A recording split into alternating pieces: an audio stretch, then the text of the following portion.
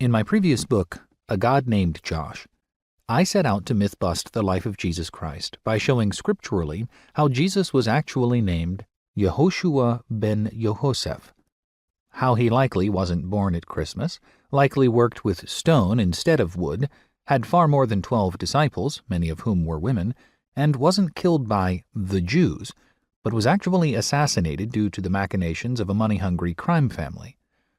The goal was to help readers envision a more accurate image of Jesus so we could walk in his footsteps a little less waveringly. I hope to do something similar regarding Satan in A Devil Named Lucifer.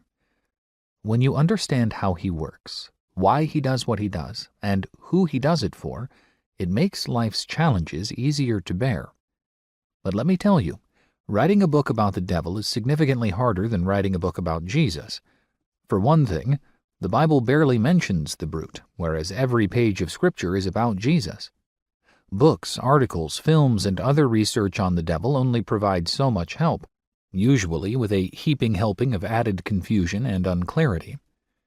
If anything, there are more volumes of misinformation and disinformation on the devil than hard facts.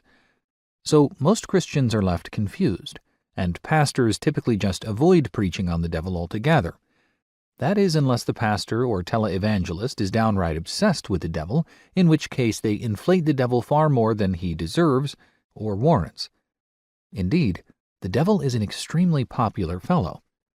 Just think of how many idioms there are about him. The devil is in the details. The devil makes work for idle hands.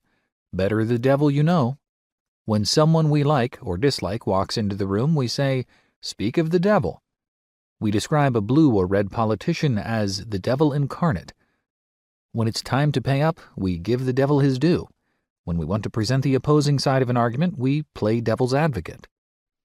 We humans love to name objects in his honor, too. Case in point, I live near a devil's bridge, and I used to live near a devil's punch bowl. All over the world there are big, scary devil's dikes, devil's slides, devil's gorges, devil's dens, devil's hills, devil's valleys, devil's canyons, devil's towers, and even a devil's throat and devil's nostrils. What the devil is going on? How can a being who gets roughly 3 mentions in the Old Testament, is flicked away like a fly by Jesus in the New Testament, and utterly trounced by God in Revelation, get so much airtime and headspace in the life of Christians and the wider culture? What's most intriguing about the devil is how remarkably steady Christian belief in him has remained over the millennia. Christendom has shifted its stance on so many issues: salvation, church structure, head coverings, you name it.